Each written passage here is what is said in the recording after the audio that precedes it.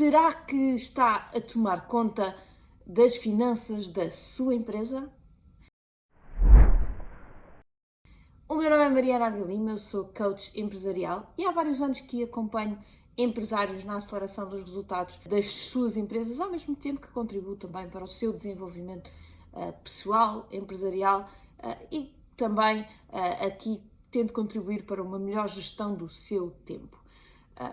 Hoje quero falar especialmente aqui da parte do controle financeiro da empresa e da forma como gere o dinheiro na sua empresa. E porquê? Porque realmente há umas semanas estive a analisar o relatório do INE relativamente à saúde financeira das empresas. E uma das conclusões é que apenas 35% das empresas sobrevivem mais do que 5 anos. Ou seja, 65%, mais ou menos, aproximadamente, 65% das empresas morrem nos primeiros 5 anos. E quando olhamos ainda em mais detalhes, chegamos à conclusão que, partindo isto entre empresas individuais, portanto pessoais, e as sociedades, chegamos aqui à conclusão que o número é ainda mais gritante nas unipessoais, em que 72,8% das empresas morrem efetivamente nos primeiros 5 anos. Quando olhamos para as sociedades, o número é bastante diferente, temos apenas 37,5% das empresas a morrer nos primeiros 5 anos, dado haver um peso muito maior nas unipessoais, portanto daí efetivamente termos aqui a média dos 65%. Mas então vamos nos focar aqui neste universo em que 72,8% das empresas morrem nos primeiros 5 anos, que são empresas unipessoais, portanto empresas que têm um único sócio e que normalmente acaba por haver aqui alguma mistura entre a vida profissional e a vida pessoal. Não sei se é o vosso caso ou não, mas eu conheço muitos empresários que, a partir do momento em que têm uma empresa, a empresa paga todos os custos. Alguns, obviamente, que dão aqui a desculpa da otimização fiscal e que, em alguns casos, poderá ter aqui alguma verdade. Agora, o que é que eu acho que aqui é crucial? Primeiro, é ter uma noção clara daquilo que é a empresa, daquilo que é a esfera pessoal, tentar ao máximo separar as duas coisas e mesmo que não o façam do ponto de vista que haja aqui zonas cinzentas em que efetivamente por questões de otimização fiscal nós possamos, sem obviamente recorrer a nenhuma ilegalidade, mas possamos pôr alguns custos na empresa, é crítico que do ponto de vista de contabilidade analítica, que vocês tenham uma noção clara de que, ok, isto é pessoal, isto é empresarial, para em todos os momentos terem uma noção clara de como é que está a operação da vossa empresa. Porquê? Porque senão eu tenho sempre a desculpa, está bem, isto não está a dar dinheiro, mas é pelos meus custos pessoais que estão aqui. Isto não está a correr muito bem, mas é pelos meus custos pessoais que estão aqui. E se eu não tiver uma noção clara do que é uma coisa e do que é outra, acaba por estar ali sempre um bocadinho cinzento e eu não ter uma noção muito clara daquilo que se está a passar. Portanto, do ponto de vista analítico interno, isto tem que estar claríssimo. Do ponto de vista fiscal, obviamente dentro da legalidade, eu entendo que possa haver aqui alguns terrenos cinzentos. Mas também há aqui um ponto que eu acho que é crítico, que é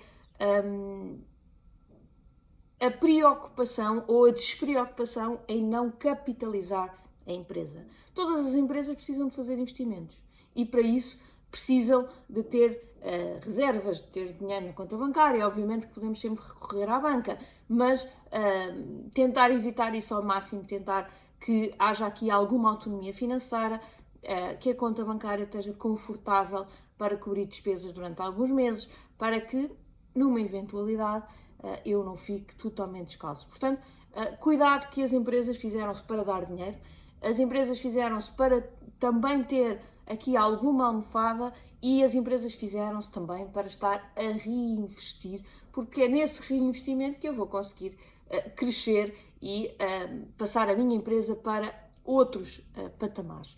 Uma das questões, e que vem muitas vezes com esta questão da otimização fiscal, é recorrer a alguns investimentos ou a algumas despesas desnecessárias.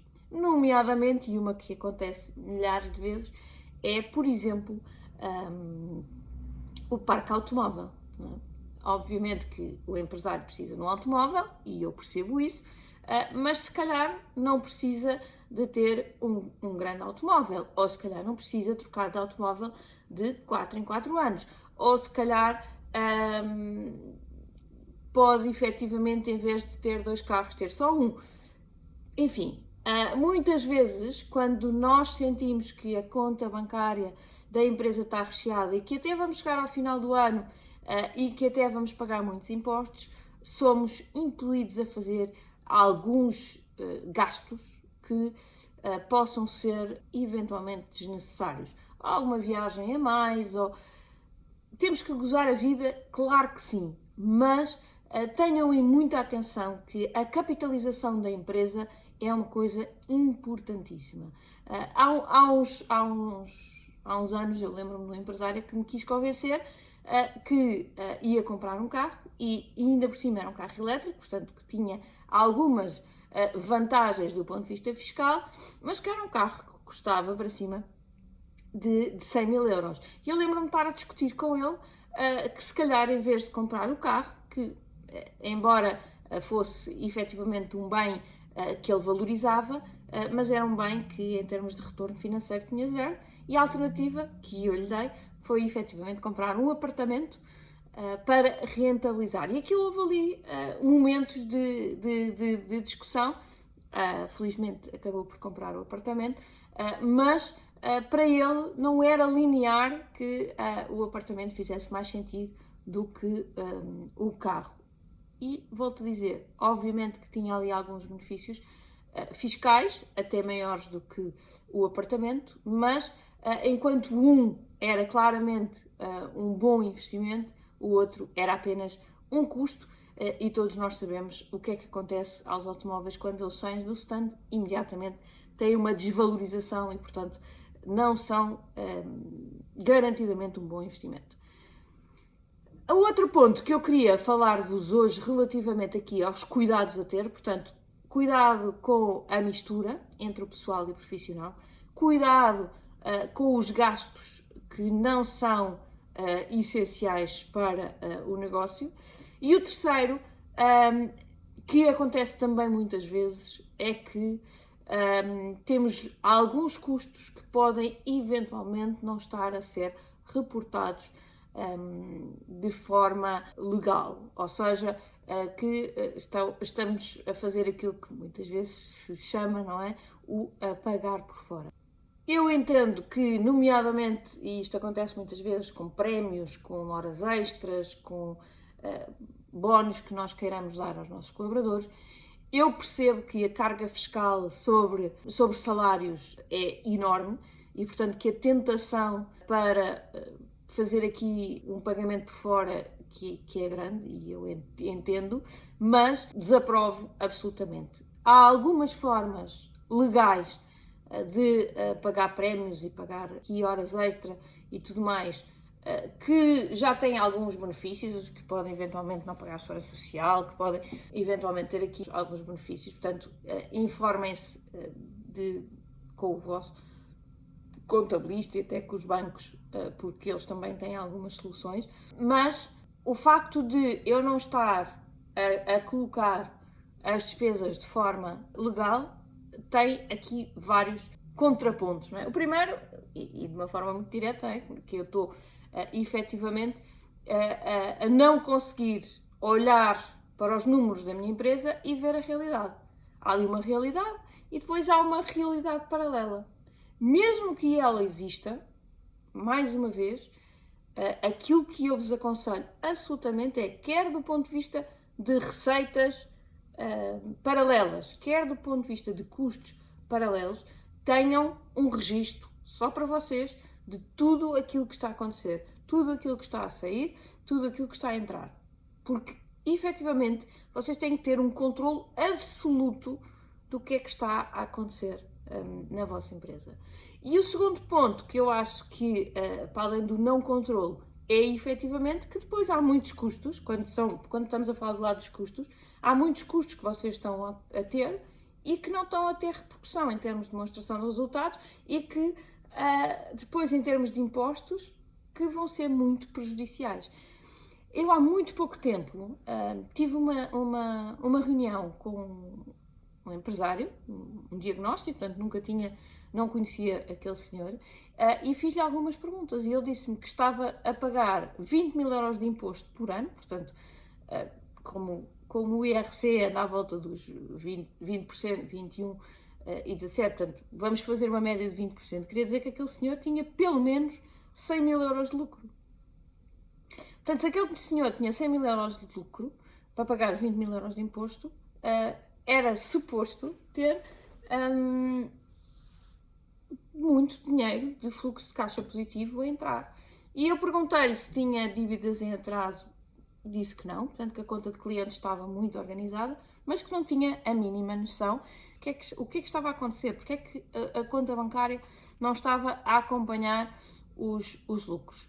E depois fiz-lhe algumas perguntas relativamente aqui à área de pagamentos, obviamente de uma forma cuidada, não é? Porque é sempre, obviamente, uma coisa sensível, e percebi que, efetivamente, havia aqui muitos pagamentos por fora e que, provavelmente, depois não entramos em pormenor, mas que provavelmente era isso que estava a impedir que houvesse este controle. Portanto, havia lucro, havia muito lucro, mas a conta bancária estava constantemente ali a bater na trave. Porquê? Porque havia pagamentos a fornecedores sem fatura, porque havia prémios a pagar aos colaboradores sem registro, enfim, havia ali muita informação a passar por fora e o que fazia com que este empresário não tivesse sequer a noção daquilo que estava realmente a acontecer. E, portanto, a minha sugestão para vocês, hoje, para controlarem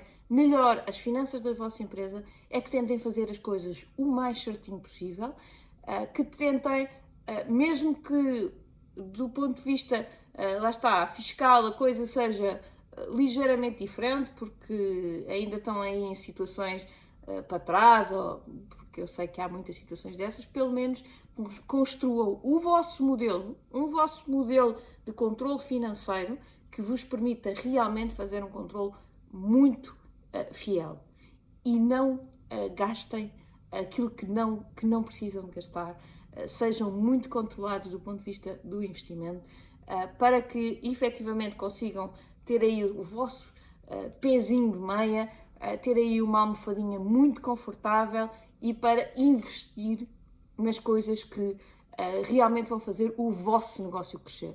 Não vale a pena estar a investir em coisas supérfluas. Não estou com isto a dizer que vocês, enquanto empresários, não podem ter uma boa vida, não podem usufruir da vossa vida, mas façam isso através do vosso salário, daquilo que é o vosso salário, daquilo que são as vossas poupanças pessoais. Não usem a empresa para ter esse estilo de vida. A empresa serve para crescer, para investir em si própria e para se autoalimentar. Não serve para alimentar a sua vida de empresário. Aí sim é uma questão de ter um bom salário e de ganhar os seus prémios, os seus dividendos, caso já não saiba o que é que há de fazer ao dinheiro da empresa, mas sempre que possível reinvista o valor criado pela empresa na própria empresa para que ela continue a crescer. Eu fico por aqui, espero ter ajudado e se tiver alguma questão, coloque aqui nos comentários que eu vou estar atenta e vou sempre responder às suas dúvidas. Até já!